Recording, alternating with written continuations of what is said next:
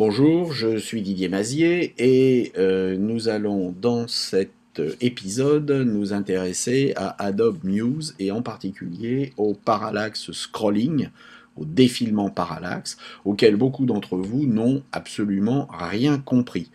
Alors pour que on comprenne mieux, je vous ai préparé un document Muse dans lequel j'ai positionné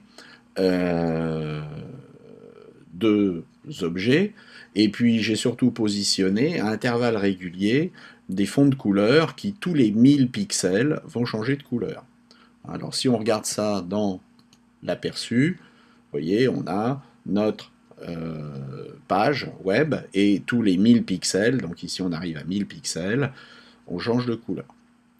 Ça va nous permettre de nous repérer dans la page.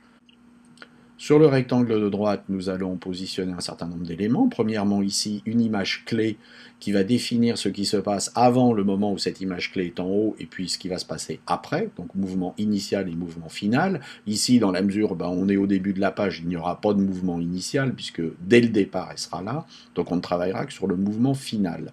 Si on a ici une valeur de 0 sur le déplacement, eh bien on va constater que, au moment du déplacement, l'objet reste en position par rapport à son image clé. Il restera toujours à la même distance du haut de la page. Si ici je mets une valeur de 1, vous allez constater qu'il va se déplacer de la même manière que le rectangle de gauche qui lui n'a pas été affecté par un parallaxe, c'est-à-dire il se déplace à la vitesse normale de déplacement des objets vers le haut. Si j'augmente cette vitesse à 2, il se déplacera plus vite. Vous voyez que là, il se déplace plus vite vers le haut, c'est-à-dire il monte plus vite que l'objet précédent. Alors là où ça peut devenir un petit peu plus compliqué à comprendre, c'est si au lieu de se déplacer vers le haut, on se déplace vers le bas.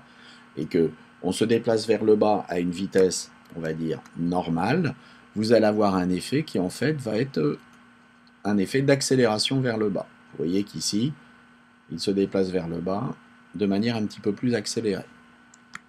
Par conséquent, nous allons ici pouvoir rentrer une valeur qui est très inférieure à 1, qui peut être de 1 dixième, 0,1, et auquel cas il va se déplacer vers le bas beaucoup plus lentement.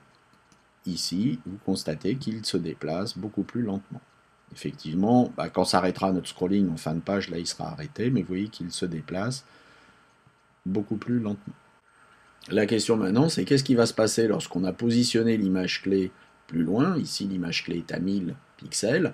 Si ici, on a précisé 0 pour le déplacement, au niveau du déplacement, il n'y aura aucun déplacement de l'objet au moment du scrolling. L'objet restera fixe jusqu'au moment où l'image clé va arriver en haut, c'est-à-dire ici, et ensuite l'objet descendra vers le bas. Si on met une vitesse ici de 1, on aura un objet qui sera fixe par rapport à sa position à l'image clé avant l'arrivée de l'image clé à 1000 pixels, et puis ensuite il commencera à descendre. Donc on va voir ce qui se passe. Vous voyez que l'objet ne bouge pas de sa position par rapport à l'image clé, et puis quand on arrive à l'image clé, il commence à descendre.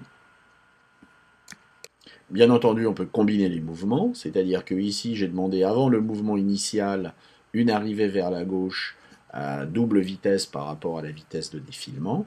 Et là, nous allons voir qu'au départ, nous avons notre rectangle qui est fixe, et nous allons voir arriver le rectangle par la gauche, et qui ensuite descendra.